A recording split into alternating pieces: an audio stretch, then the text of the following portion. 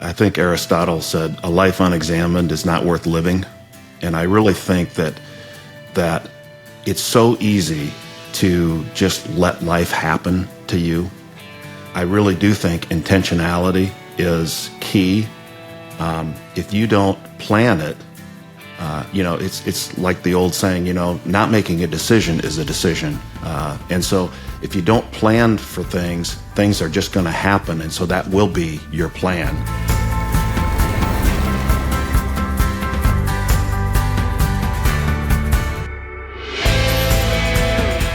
Welcome back to another episode of Stories That Move. I'm Matt Duell, and as always, I'm here with my co-host, Mason Geiger.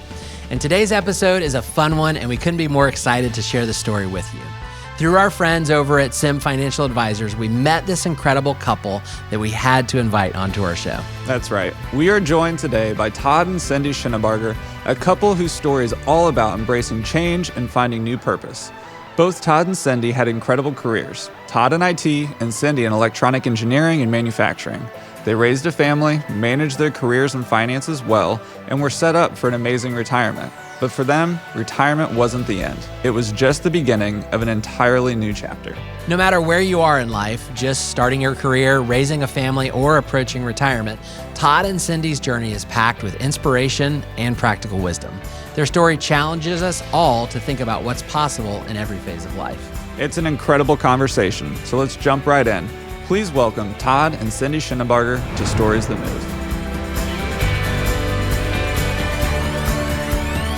Welcome back to Stories That Move. We appreciate you joining us today. As always, I'm your host, Matt Duell, and with me is Mason Geiger, good friend, co-host, and business partner. Mason, how are we doing today? Really good. It's a snowy Friday afternoon here in Warsaw, Indiana. Absolutely. And it's one of those unique times that it's not just snowy in Indiana. It's snowy quite a few other places, including all the way down to my birthplace of Georgia, where we are connecting with some friends, Todd and Cindy Schoenbarger. Todd and Cindy, welcome to Stories That Move.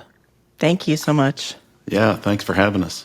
We're so excited to have you. So Todd and Cindy were actually part of one of our clients' podcasts not too long ago, and our producers who were involved in that heard their story and said, hey, we think we found some great people to join us on Stories That Move, and they were kind enough to come back to us virtually here to be a part of it. So Todd has had a long career in just the IT world and being a chief information officer, and then Cindy in electronic manufacturing and engineering. But they are currently living out what they call Life 2.0. So cool. We're excited to unpack that with them and hear more about it. I'll let you all take some turns. Introduce yourselves. Let us know a little bit about who you are, and then what you're up to what you're up to right now today, currently. Well, I can start. So I'm Todd, and Cindy and I spent most of our lives in Northeast Indiana. We met each other at Taylor University, and have been married for 42 years now. Lived in the Fort Wayne area for most of our married life. We started in Findlay, Ohio, where I had my first job with Cooper Tire and Rubber Company, and then moved over to their Auburn, Indiana location very, very quickly after getting a job there, and spent most of our time there. Lived out near Leo. Raised our kids there. They went to Leo High School, and it was a great place for us. I'm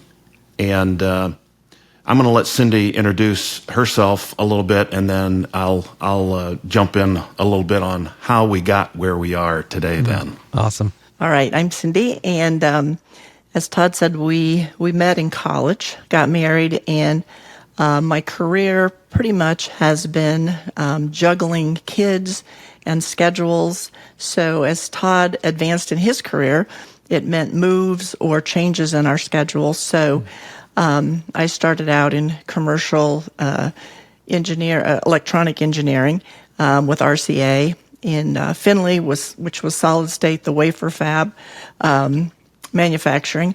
And then as he got transferred, I ended up in Fort Wayne at several different facilities there. Took some time off to have kids, then took some time off when they were in high school again to spend more time with them.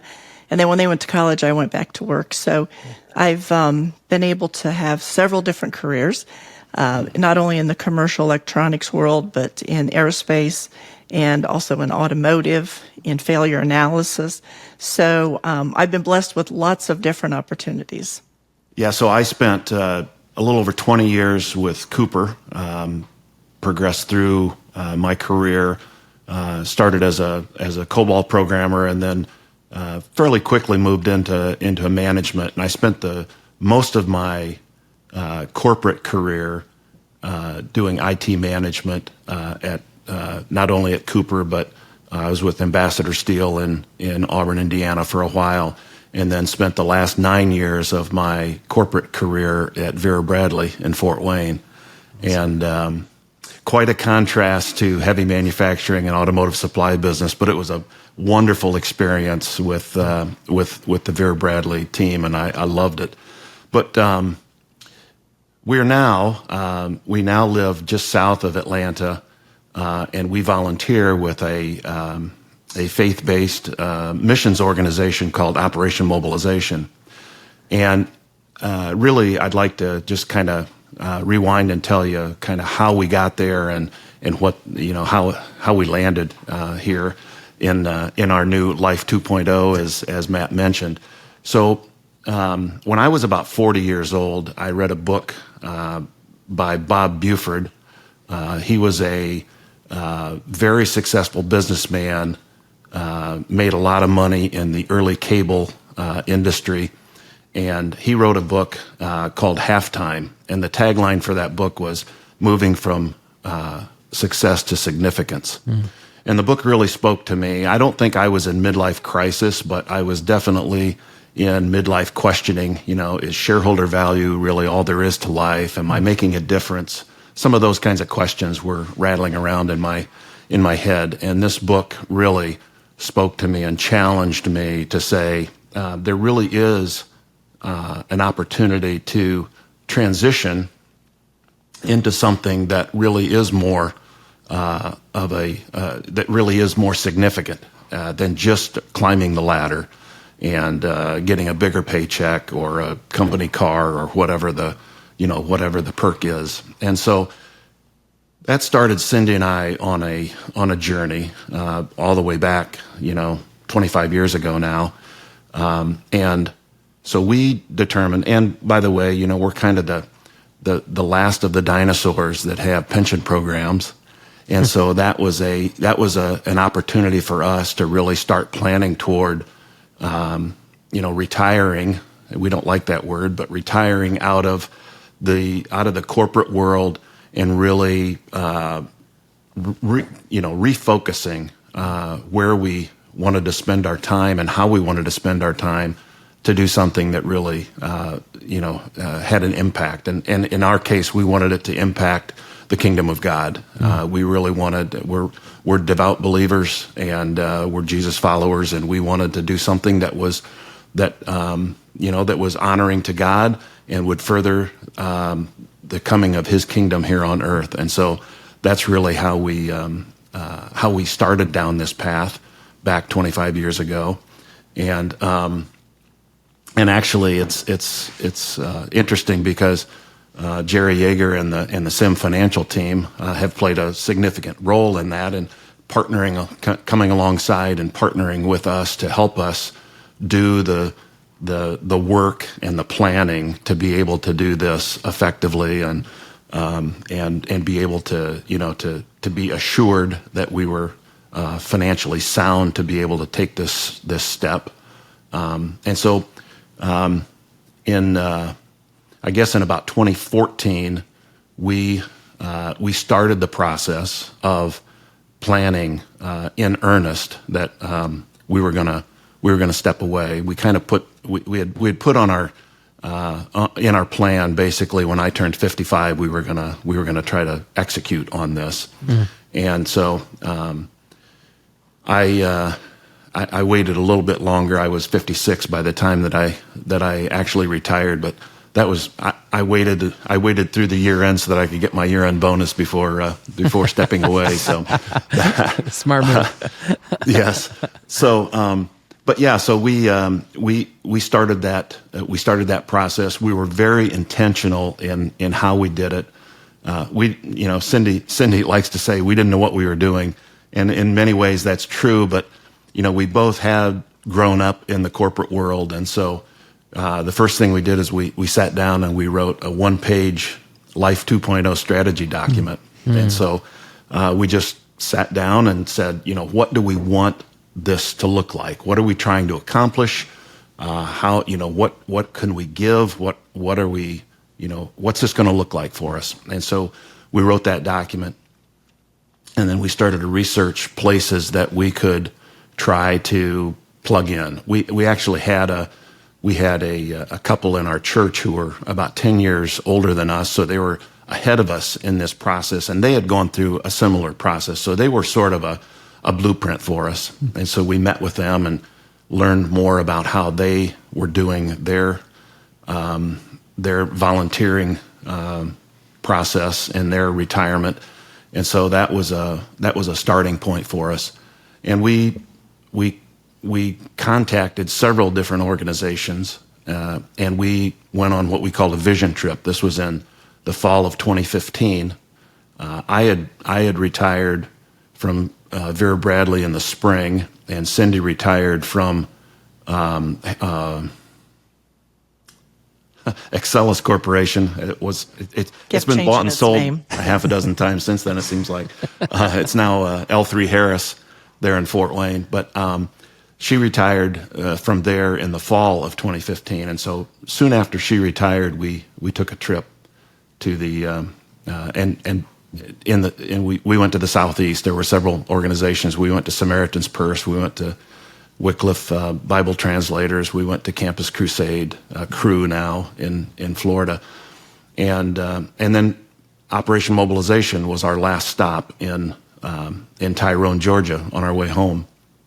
And we had heard George Verwer speak he's the founder of OM. It's about almost a 70-year-old organization now.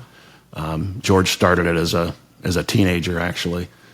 He and a couple of other guys, and we had heard him at a missions conference a long time ago, and he's a very memorable speaker. And so we decided we wanted to check out OM, and it was very obvious when we came to OM that was where God was calling us to step into. And so we just this week we celebrated our 9th anniversary with OM.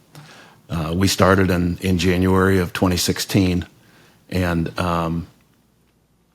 I pretty much work full time for OM.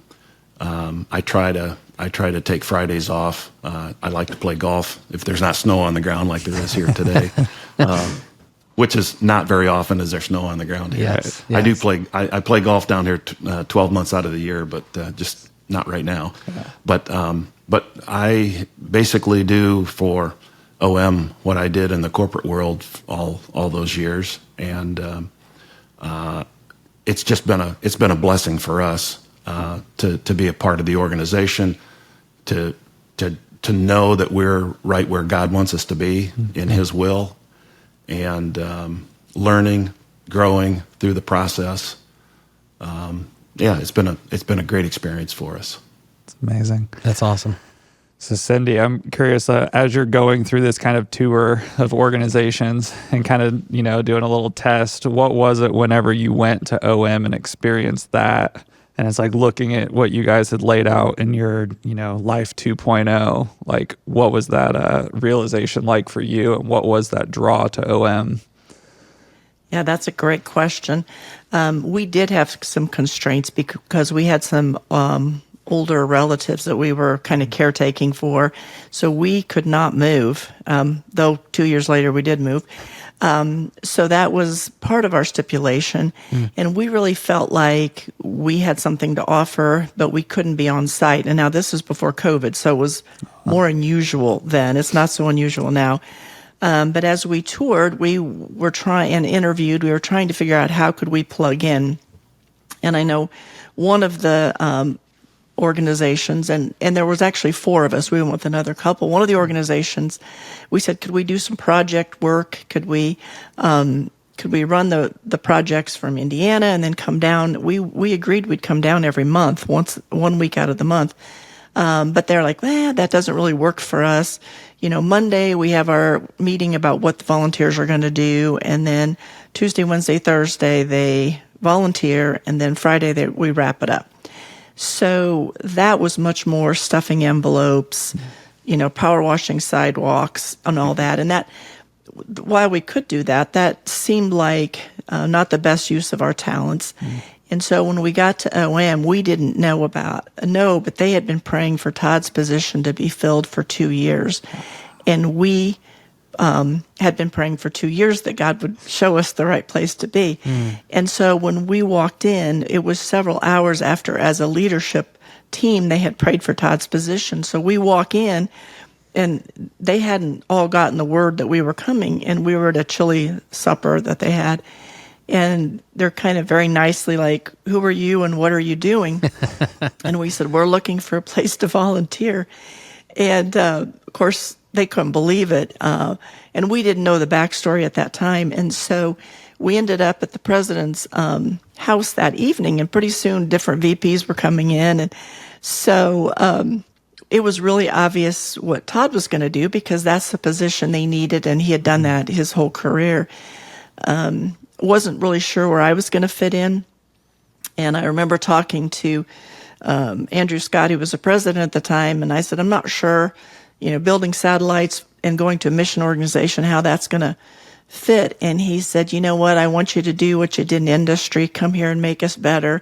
I don't need anybody wiping babies' noses. I have enough of that going on. So the fact that they had that mindset that we would be able to do projects for them and not just, stuff in envelopes. So I think we really felt like that was a good fit for us. Oh, that's amazing. I appreciate you both sharing that. And I mean, what an amazing story of, you think about preparing for that next stage of life and retirement. And, people think like, oh, maybe I'll find a side job or a hobby or something. But I mean, you all found something where you literally moved across the country and now you're giving your lives in that way. That's incredible. How would you say, your careers leading up to the work at Operation Mobilization prepared you? What were some of the things that maybe you didn't even see it at the time, but were just kind of those things that were just refining you and preparing you for the work that you do today? Well, I think, we kind of grew up together from young marrieds in a really good church. We went to Grable Missionary Church out in Grable, Indiana, and we were discipled there. We were mentored there, which really helped us to have a different view of, we've never really subscribed to the American dream retirement, of self-indulging and playing golf 7 days a week and that kind of thing. I guess there's nothing wrong with that. We don't see that in Scripture anywhere, and so that's really not where we really felt we should be going. And so, but that having that spiritual foundation certainly was key for us to even go this direction. But in our careers, for me, all the experience that I gained and the international travel that I had done and those kind of things all really, have made me who I am today and given me the experience and the capability to step into OM and really contribute.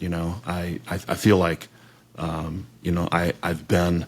It really does. It gives me goosebumps every time I tell that story, or even hearing Cindy tell the story about walking in there and realizing after the fact that they had prayed for someone and God saw fit to put me there to fulfill that need.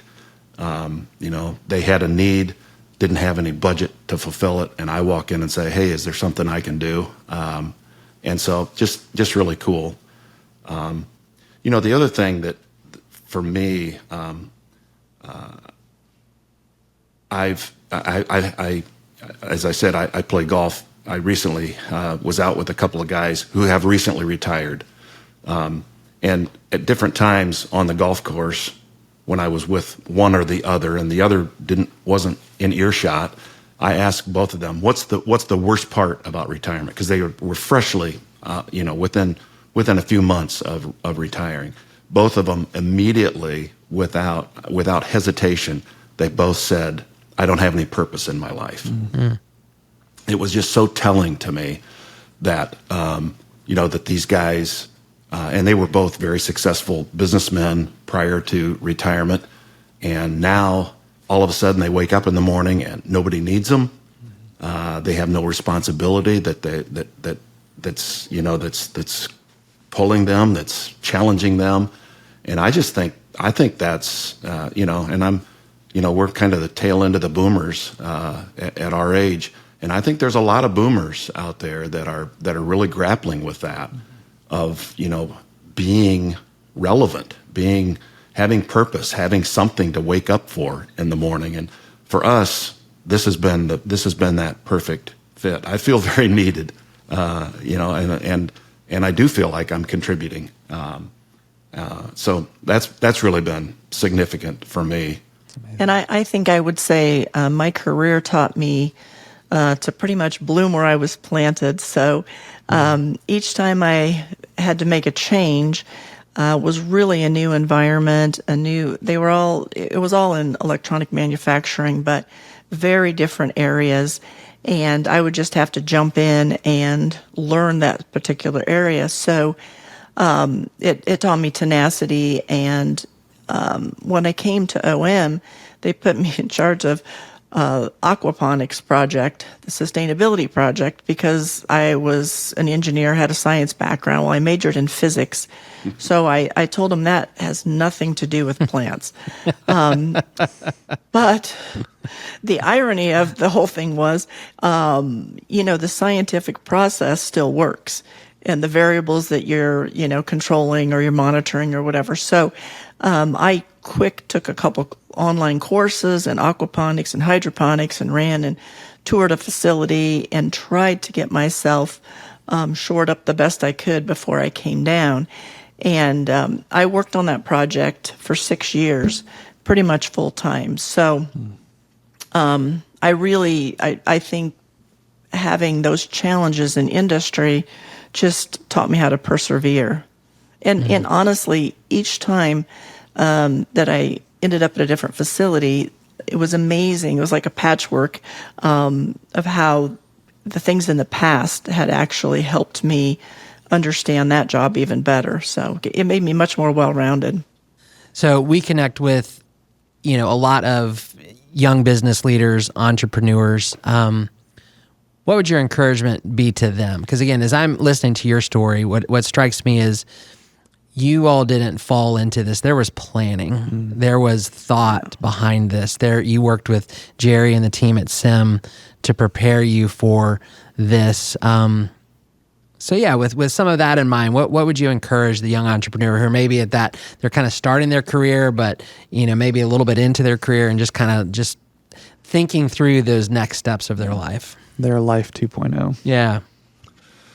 Yeah, I think I think Aristotle said a life unexamined is not worth living. And I really think that it's so easy to just let life happen to you. And all of a sudden you wake up and you're 60, 65, 70 years old and you're like, where did the time go? And so I really do think intentionality is key. If you don't plan it, it's like the old saying, not making a decision is a decision. And so if you don't plan for things are just going to happen. And so that will be your plan. No plan will be your plan. And so for us, it really was pretty second nature for us. When we were younger, we did an annual getaway where Cindy and I would get away for a weekend, and part of that process was we would do a budget for the year, and then we would work through, what are our goals for our kids this year, those kind of things. And so, and I give Cindy a lot of the credit for that because she was a very proactive mom and a great mom. She had a lot of great ways in which she, taught our kids to become self-sufficient over the course of our time of investing in them. But I just think intentionality and planning is key. And there were things that we planned that didn't happen because life does happen to you. Just like Cindy said, we had my mom was needed our help and our care. I had an aunt who needed our help and our care. So those were variables that we had to bake into the plan as we got to that point. We didn't know that when we were 30 years old that we were gonna be caregivers, but that reality became part of the plan as we. So it has to be flexible, but having something that you're marching toward makes all the difference in the world because it gives you a target, and for Cindy and I think it really unified us to make sure that we both knew where we were going, and it wasn't a surprise when all of a sudden I walk in one night and say I'm going to retire tomorrow without ever saying anything. I mean, those kind of things just don't happen in our relationship. So I just think intentionality and planning is key. And I would add, yes, all that, and I would add flexibility. And just because it's hard doesn't mean it's not the way you should go. The tenacity of just figuring out a way to get it done. And sometimes you definitely have to think outside the box. But I would also say that you have a realistic view, and if you need to make a change, or the project I worked on for 6 years, we ended up being able to grow everything and anything in all different kinds of systems. So everything was possible, but it was not profitable. And if you're working for a mission organization and you're working on a sustainability project, you can't expect people in other countries to be throwing money into it. So it has to be sustainable. And I'll give them credit. They, I went in and said, we can do this, but it's not sustainable. And they pulled the plug on it, which, a lot of organizations would continue, to force that. And it really, for this particular situation, we were able to transition to creating a product that was not in the market, and actually developed a product and sold it on Amazon and Home Depot, and ended up selling that portion of the ministry off. So I think being able to be realistic, and say, hey, this isn't working, and get counsel for some people. I think there's a lot of wisdom out there, and sometimes you really don't want to hear it, right? If it's not going to work, but you need to be able to be very realistic about it. Yeah. Cindy, I see on your LinkedIn, one of your titles you have is entrepreneurial inventor. Is that part of that product? Thanks, honey. Did you say thanks, honey? Yeah, I don't. Whatever She you may put not on have there. known. She may not have known she had a LinkedIn profile. I'm not a big.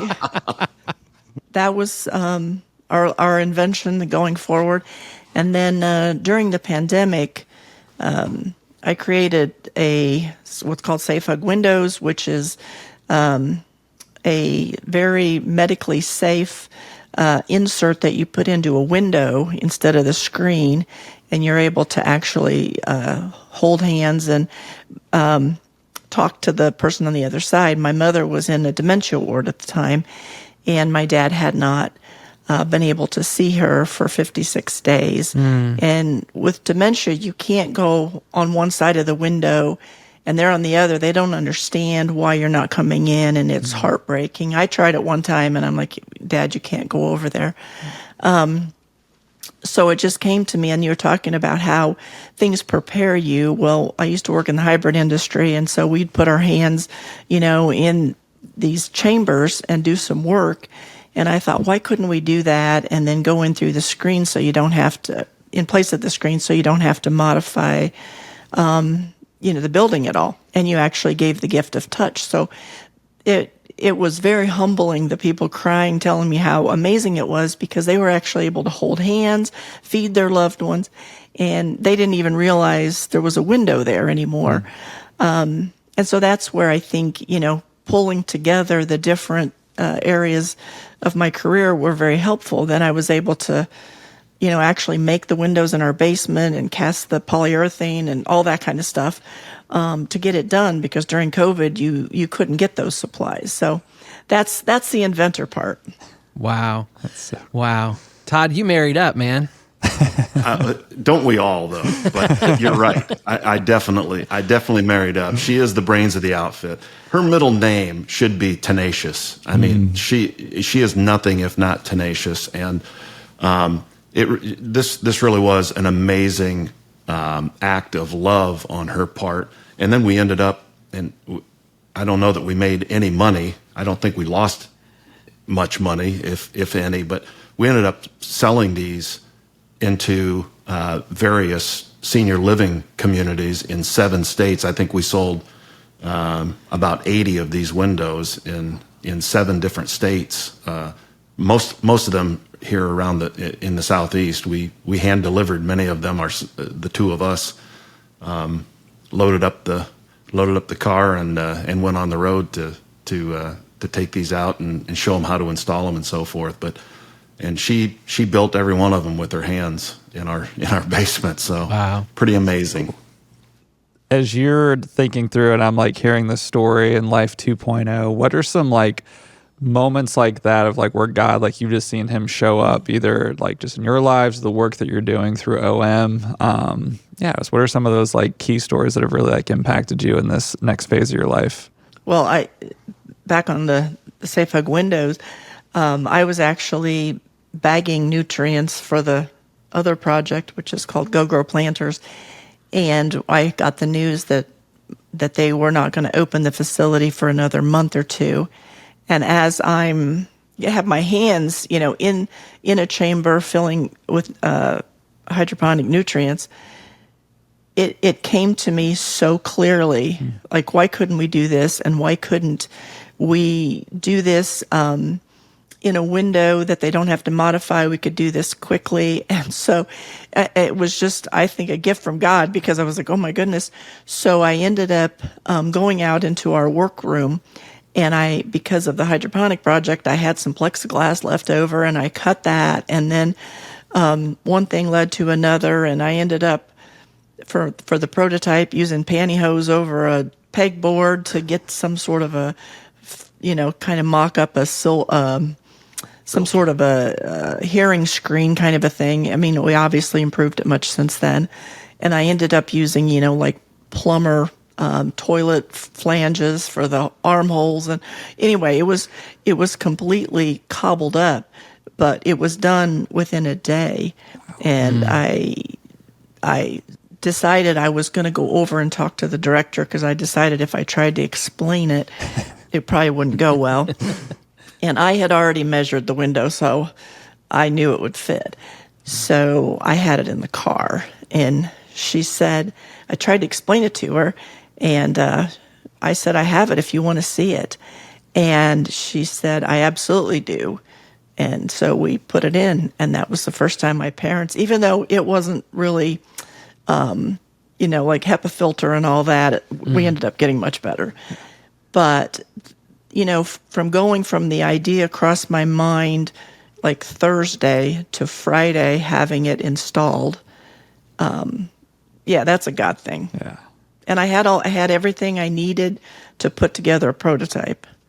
And I can just only imagine like the energy of like whenever you have that like creative like idea or like spark that just feels like, that excitement that comes from those moments. I can, picture it. It's just so cool and so beautiful. Love that. Yeah. Todd, how about you? Any stories, any things that pop out for you? Well, the first thing that comes to my mind is just being a part of this organization that is doing such awesome stuff all around the world. There's a part of me, and we went to a missionary church prior to coming down here, so we've had a focus on worldwide missions in our lives for many years, but this has been a completely, the things that we've learned and grown to appreciate about the job that we have ahead of us to reach the world, but also the amazing things that God is about in this world. It's been wonderful. We not long after we came to OM, we took a trip to OM has a ship ministry, so it now has 2 ships that go from port to port, and they distribute Christian materials and they do outreach. We went and visited one of the ships when it was in Ghana, Africa. This was in the fall of 2016, and just to see this ship, 400 people, and the average age of the crew is like 19 years old. These are a bunch of kids running this ship, and 60 countries represented on this ship, and just doing tremendous work, living in a tremendous community together, and these lines of people waiting on the quay for 5 hours to get into the ship. It's an amazing ministry that we just love, and it's just one of the examples. But and then hearing just amazing things that God's doing around the world through the ministries of Operation Mobilization. It's been humbling for us to be able to be part of it. And Cindy and I have said, this, although we've invested a lot of time and effort in this, we feel like we've gotten more than we've given, just being a part of this. And again, it's that you wake up every morning realizing there's work to be done, and I have a place in doing that. Colossians 3:23 is a key verse for me. It's do everything as unto God and not unto men. And so I try to take that seriously. I had that verse posted on my computer monitor in the corporate world for years, and so I've always tried to kind of live that. Don't always live up to it, but it's one of those things that just I just feel blessed to be a part. I just turned 65, and so I'm starting to think about what does the future hold for me.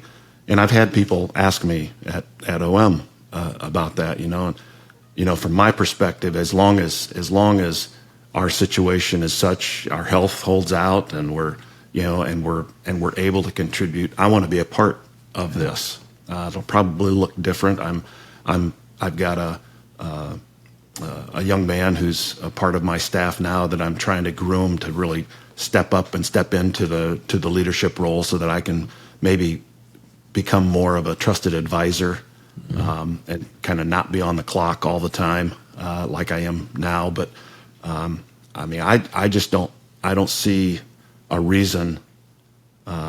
I just don't see a reason to step away, and I think I would miss it, and I think I would be in that same boat as those guys I talked about on the golf course, where I would wake up in the morning and say, what do I need to do today? I don't have any. We have 5 grandchildren. We love to pour into them, and I take that role seriously as well. But just being a part of something that's bigger than yourself, and even if you're not a Christ follower. If you're in this world, you're built to have a purpose in life, and so you need to find that even after you've made your money and you can relax a little bit. You still need to have something to get you up in the morning, and so that would be my encouragement. to those who come beyond. Another thing that I thought of a little bit ago, I had some really excellent mentors in my life, in the corporate world and in church and so forth. I think it's very easy, especially for men, to try to do life alone. Mm-hmm. Yeah. And I think it's important to have others speak into your life and to have some accountability with others. And I just think all those things are really positive and will keep you moving forward and keep you on target, to help you be who you need to be. Yeah. No, you read my mind there and where I wanted to go, and just chatting about mentors for a second. Because I think you're exactly right. It's just so easy to fall into doing life alone, and I think some of just the nature of our technology and the way things just keep us in devices and leaning on those things versus interactive. How would you encourage people, again, maybe some of our younger listeners, to lean into mentorship, and how do they even seek that out? What would you say that looks like?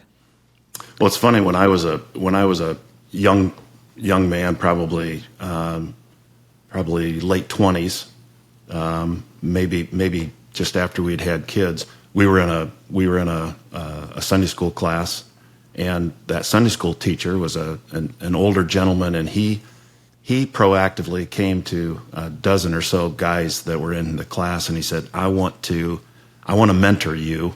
I want you to be part of a group that we're going to meet on Saturday mornings, because you guys are the future leaders of this church, and I want to speak into you. And it was huge. I didn't seek that out. I had a mature, man who saw something in me, and he sought me out to do that. But I think as a young person, you know who is successful. You see those folks. I mean, I had a great boss when I was at Cooper, the very best boss I've ever had. And in fact, I played golf with him this summer. I hadn't seen him in a long time, and we reconnected and played golf. And he just made a huge difference in my life. He taught me how to be a manager and how to be a leader. And I just think again, it's an intentionality thing. It's planning for those things, and it's seeking those kinds of relationships out. Those folks are there, and sometimes you just have to ask. Yeah. Sometimes they'll ask you. In my case, I was fortunate. I had some guys who proactively sought me out and took me under their wing. But I think you can do the same thing as the mentee, to find those folks to speak into your life. I was a assigned mentor to both at Lockheed Martin and at ITT, where I'd get most of them guys, I think all guys, young engineers or co-ops coming in, and engineers aren't necessarily known for their personal skills, and we would really work on that. And I would tell them to go, as you're in the meeting, especially some of them that were a little bit shyer, a lot of dynamic things happen in meetings. And I would take them with me, and I would say, notice, how this person responds to people. Notice how that person, which do you think is most effective? Which do you think? And I remember at Lockheed Martin, we had a co-op, brilliant guy, super obnoxious. They weren't going to have him back. And because nobody could really, he hadn't earned the right to be heard and didn't realize it. And so I said, let me take a crack at him. And really, I just told him, we're going to go to meetings, and I don't want you to talk. Nobody wants to hear you right now. And I told him, we got to work on this, or you're not going to be employable.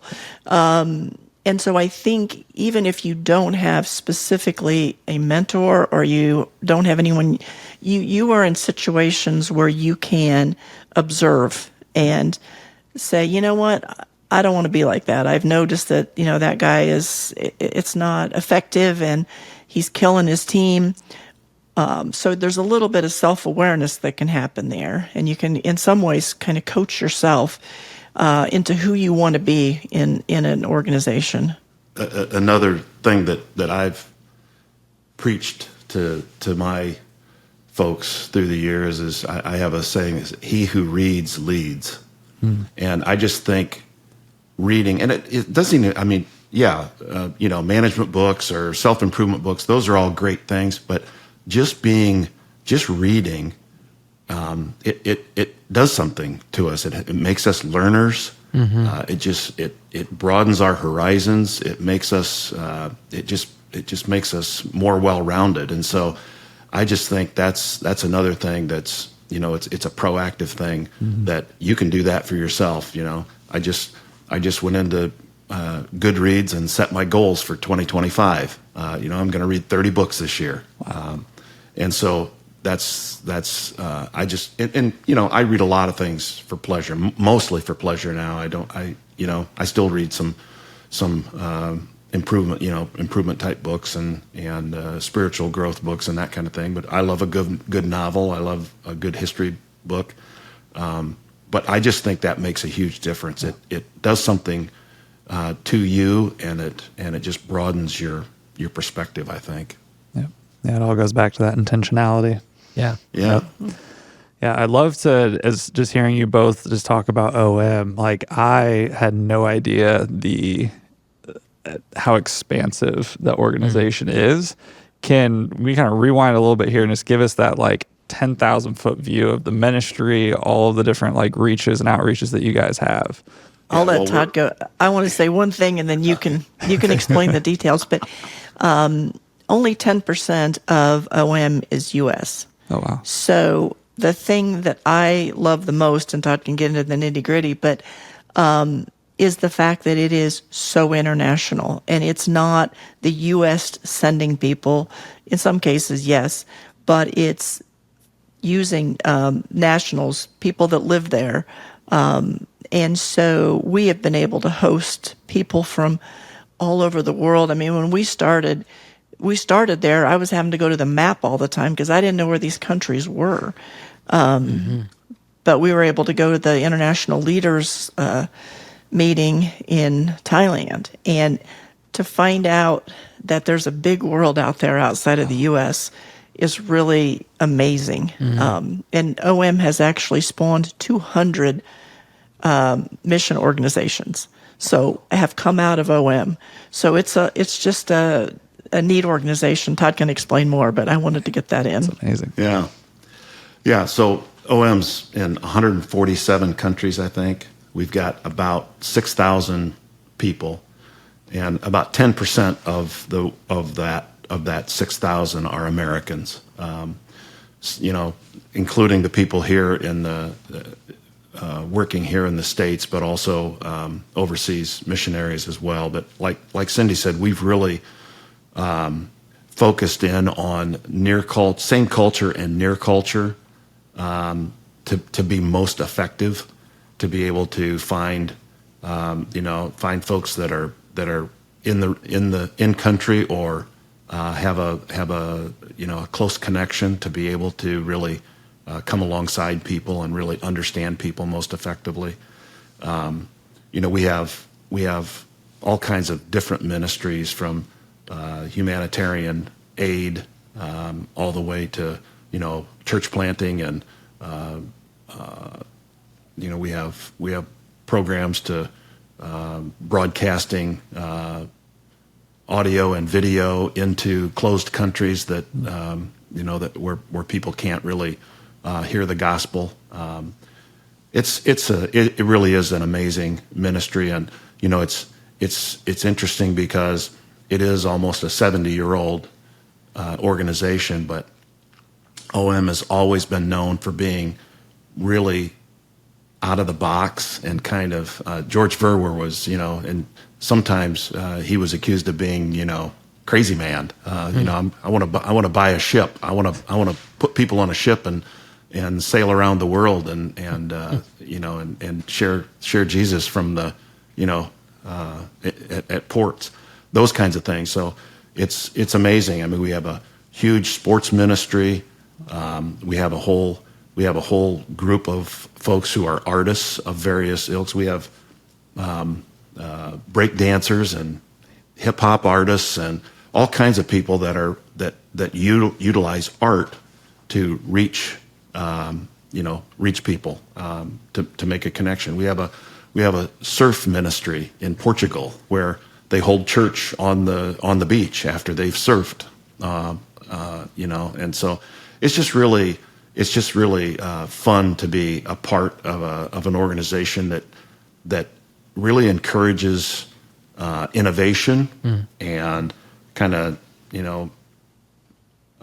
there's much more of a openness. There's not a lot of boundaries around what can be used as long as it's being used for the furtherance of the kingdom. It's a fun place to be a part of, and that was one thing that Cindy and I recognized right away. Even here in our office here in Georgia, hugely international. I mean, you hear all kinds of accents. Yeah. We have these times when we're in worship services where we do these. Everybody prays out loud at the same time, and you hear different languages being spoken, and it's a glimpse at what I think the throne room is going to be like someday with every tribe and every tongue before the throne. So it is in some ways it's a little piece of heaven right here in Central Georgia. Yeah, so. They actually really focus on whatever you've been gifted with and your passion, figure out a way to use it. Yeah. CrossFit in Russia, trekking in Nepal, they've got so many very unusual things, but interest groups. But yeah, I remember one of the first meetings we were there, they were talking about their hip hop ministry. I was like, who ever heard of a hip hop ministry? But, they go into the middle of a street and start blaring the music and doing hip hop. And it is a wonderful way to reach other people. So, the recognizing that God has gifted us all differently. And in order to go further to kingdom, you don't have to give up on your passion. Mm-hmm. You just take it with you or your job. We're big into a movement called Scatter, which is do your job, just do it somewhere else where there's least reach people. And anyway, it encourages you to follow your passion. I love that.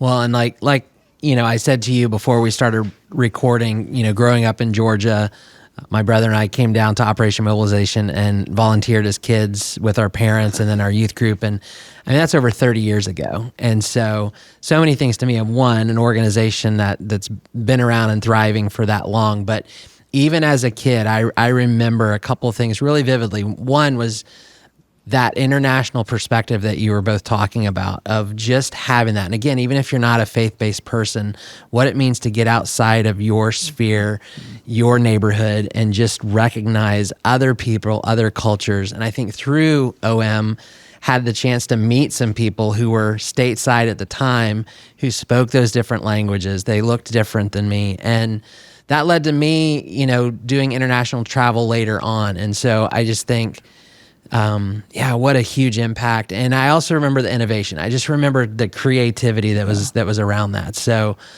absolutely love that. Really appreciate you both sharing that. That's really cool. Man, as we kind of start to wind things down here, I'd love, what does life 3.0 look like for you guys? As you start to look like at legacy, and what is that legacy that you hope to leave? Well, I'll start. I don't know. Todd's probably like, oh, don't talk about that. But, for a long time, God has put a passion in my heart for elder care. And it's one of those things, if you had asked me when I was in my 30s, do you want to be a part of elder care? I'd be, absolutely not. But I've seen both of our moms go through dementia. My 88-year-old father lives with us and is a great guy, but I really understand the challenges of that age and the loneliness, and I have spent more and more time working with the seniors at our church. We just got approved for 2 indoor pickleball courts and a walking track, because I really feel like people that age, older people, need to get out. They need to have. They're lonely. They need to have a purpose, and so We're that age now. I know. It's not them, it's us. I'm not 65 yet, but anyhow.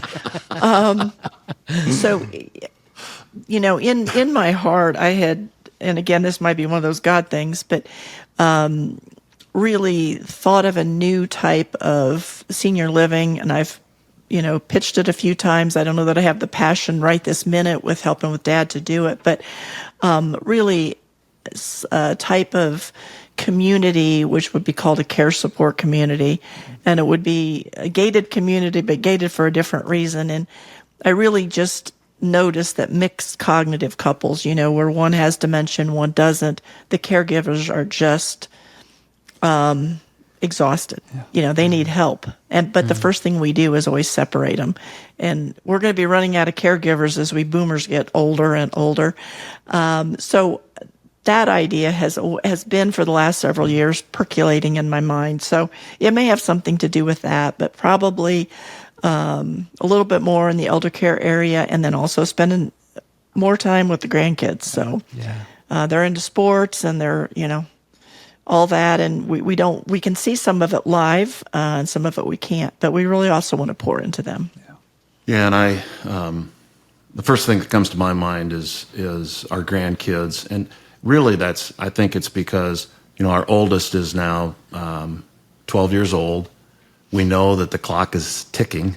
She's growing quickly, and just seems like, yesterday that she was our first grandchild, and now she's 12 years old. And so they're all, we know that we have a limited time to really speak into their lives. And, we know, just like I love my grandparents and respected them, until their death. So I don't, it's not like that will change for them, but just the fact that they will grow up and they will have, they'll have their own lives, and they'll have to, they'll be preoccupied with other things. So there's that clock is ticking, and we love our grandkids. I had a great grandfather who just significantly poured into me, and so I kind of use him as my template to try to be really